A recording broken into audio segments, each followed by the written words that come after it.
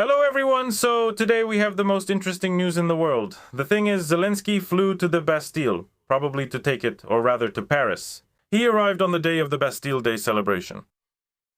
And on good days you can take the Bastille not just once, but even twice. But we'll talk about that later, and now about that extremely nightmarish incident. I don't even know how to describe it. When a military man, the commander of an entire brigade, sent 9 people to a village to deal with civilians who were bothering his wife. And here this whole mess starts to unravel and turns into something that, well, smells extremely bad, definitely not like wool.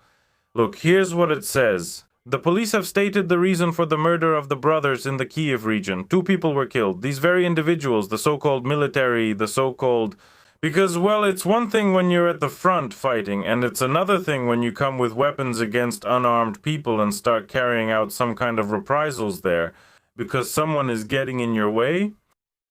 So, 2 brothers from Kalinovka, that's the name of the village, were kidnapped in the Kiev region, taken to another region and shot because of an argument about loud music. Kiev region police have revealed the motive for the crime for the first time.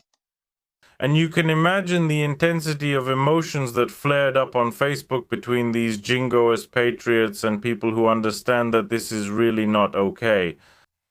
It's so not okay that it doesn't fit into any moral, ethical, or even military standards. On one hand, they scare people by saying the Russians are coming and there will be buryats, tuvans, and they'll kill and stab everyone there. And on the other hand, the defenders come to the village with a list, and not just of those 2 people, but even of young children who once offended the wife of this brigade commander. Well, that's peculiar. You know, there's this anime, I don't remember what it's called, maybe it's called Death Note, where you write the name of your enemy, so to speak, the person you don't like, in a notebook. And that's it, the god of death makes it so that this person doesn't live anymore. Well, now something similar is in the hands of these so-called soldiers. Of course, I don't mean everyone, but those kinds of people are just insane. The previous day, there was a verbal altercation between the brothers who were local residents and a local woman, the brigade commander's wife. The reason was mundane. The young people were playing loud music and riding motorcycles. When they were told to stop, they responded with foul language. Well, and again, this is all according to the testimony of that same wife, but what actually happened there is unclear. For example, I posted the following information on my Telegram channel. Here, a resident of the village writes that he lives in this village and knows the guys who were killed, and he saw these so-called soldiers. So they had a whole list of people who needed to be punished. Not to warn them, not to give them a warning talk, but specifically to punish them. And there were even underage children on that list. At the same time, he says it's not for directly offending or insulting this wife. The thing is, these ordinary children weren't allowed to play in the stadium because, you see, they make noise. It was not allowed to ride mopeds and motorcycles in broad daylight. Well, you understand this is a village, not some city where a motorcyclist is standing and making noise right under your window. Or where someone starts up in the middle of the night. This is a village where a motorcycle is a normal means of transportation. You can't do without it. Hardly anyone rides horses anymore. But as it turned out, the same villager says that this wife threatened everyone, each and every person, like, look who my husband is. So what did that lead to? Here's what it led to. It turns out that this very serviceman, the commander of the 155th MBR, demanded apologies to his wife. The brothers rudely refused. I can imagine how he demanded it, so he sent some perpetrators who, with firearms, broke into the victim's yard. They forcibly took 2 men away in a car. They were taken to another region, held illegally for a long time, and then killed. One can assume they didn't just hold them. If these are such immoral, anti-moral characters, then probably they tortured them, as far as one can tell. This happened just because they were making noise. Well, that's completely out of line. For example, when my upstairs neighbor was making noise back when I still lived in Ukraine, I went to talk to him and we didn't get into a fight. There were some unpleasant moments, but still we agreed to coexist peacefully. Without a knife, without any weapons, but it turns out if someone is in the military, he can just go and kill a noisy neighbor like that because, well, how could you disturb a demigod, can you imagine? And again, everywhere all these people are called defenders. Defender, it comes from the word to protect. It means to defend, not to kill. And somehow it just doesn't make sense. But apparently now that's normal. And you can judge how normal this is by the fact that all sorts of different people immediately started to show up. And one of them, Taruto, as far as I remember, he's a Ukrainian billionaire, the one who formed Azov back in the day. At least that's what he says. And listen to what he's saying now. The journalist, I always forget her first and last name. Her last name is very unusual, but she's extremely professional, by the way.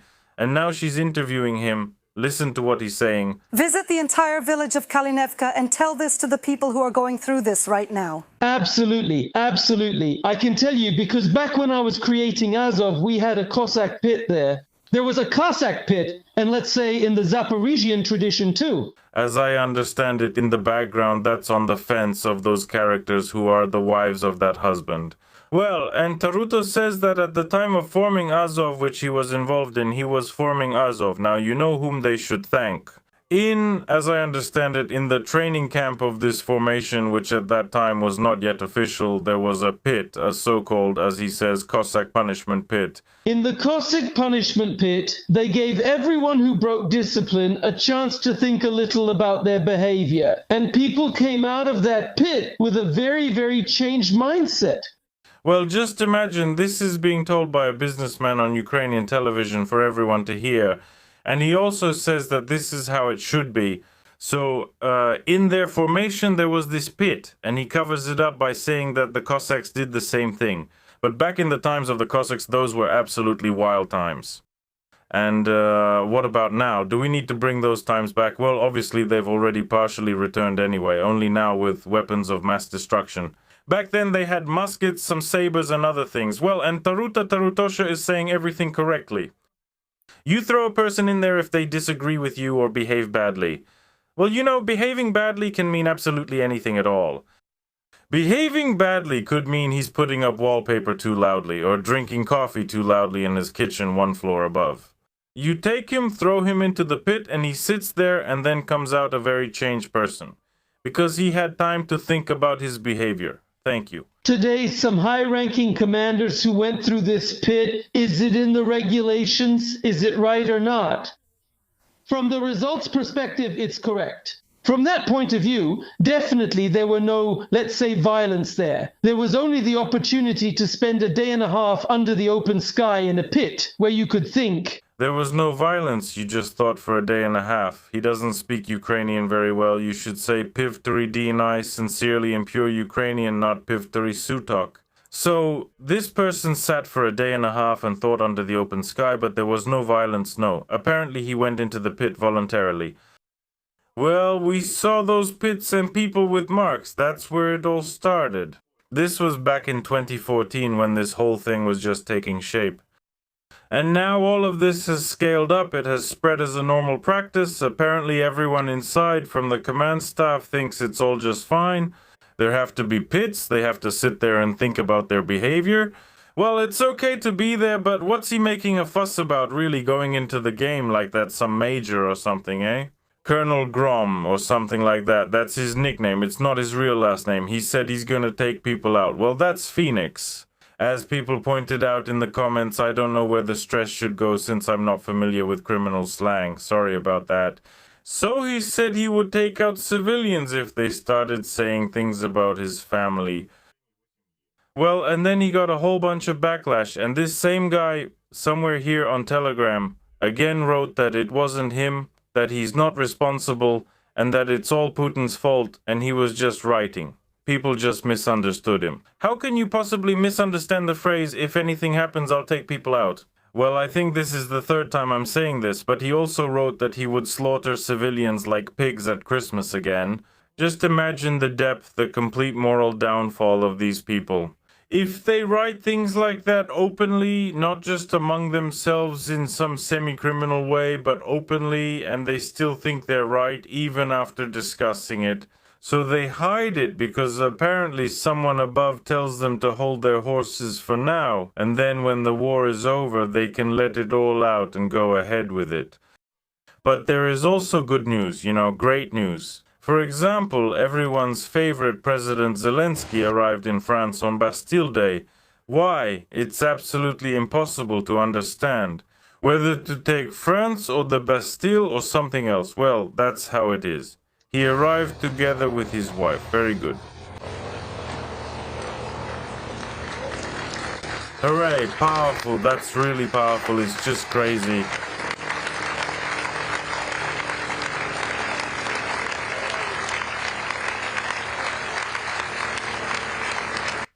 Well, Macron's wife was Madame, but who is this character? Well, probably some minister, sorry. So, well, that's great news. Zelenskyy has arrived in Paris. What does that mean? We can expect shelling in Kyiv.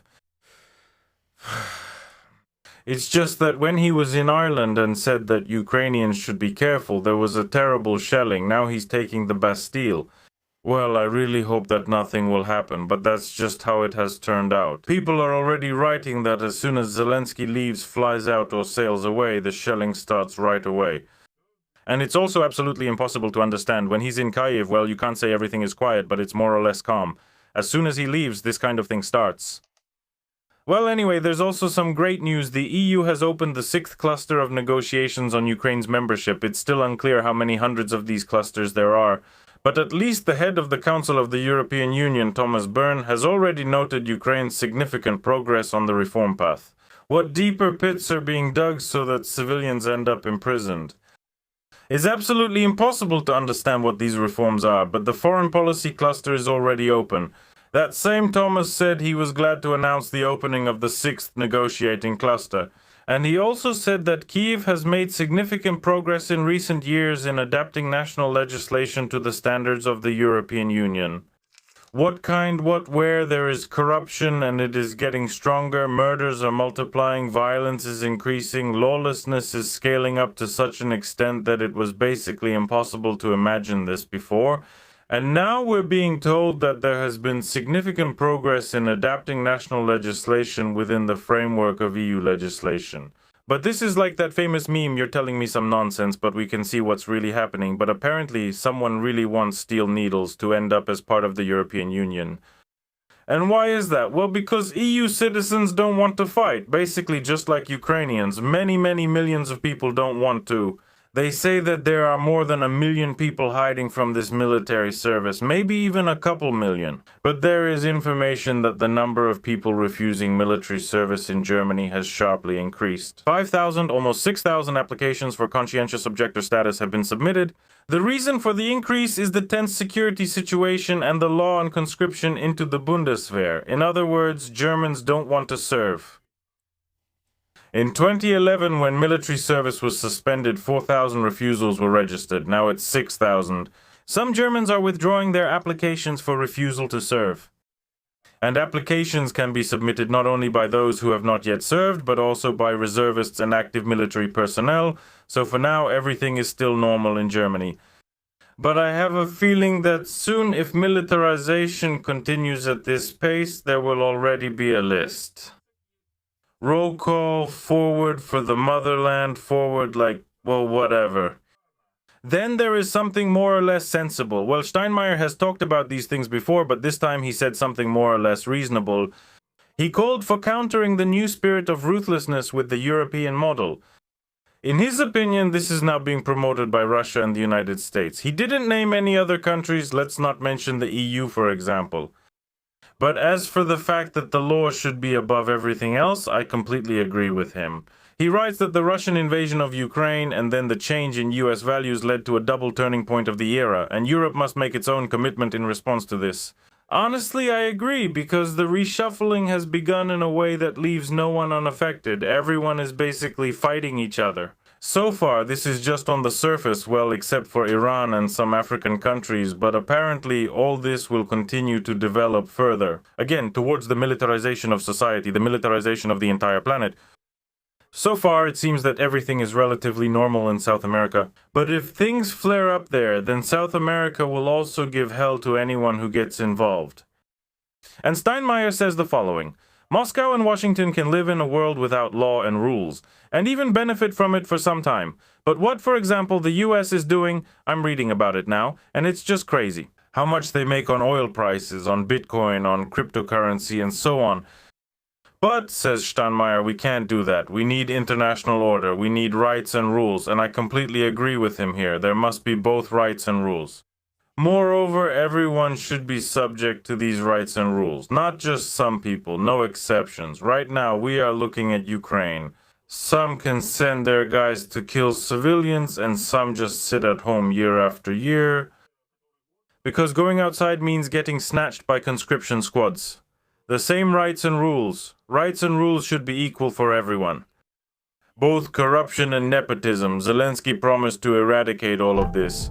We were told that with Zelenskyy, the dollar would be 45, there would be chaos in the country, and there would be war. But look, none of that happened. In the end, it all worked out. Now we can see the result. Well, overall, there's one more piece of news. It's about Sveridenko, the greatest prime minister in Kenya of all time, who refused to head the embassy in the US. Let me remind you, there was another powerful fighter there who was accused of corruption, of profiting from something. Plus, she also bought an apartment for 4 times less than its value, and now they're removing her to avoid trouble for the entire government. They're shuffling the cards, and among the shuffled cards, one fell out. That's Yulia Sveridenko. Well, I mean, just imagine with Prime Minister Kenny again, almost like a president ending up in, well, not, of course, it's not some backwater in the US, but still, it's a rather ordinary position to settle for.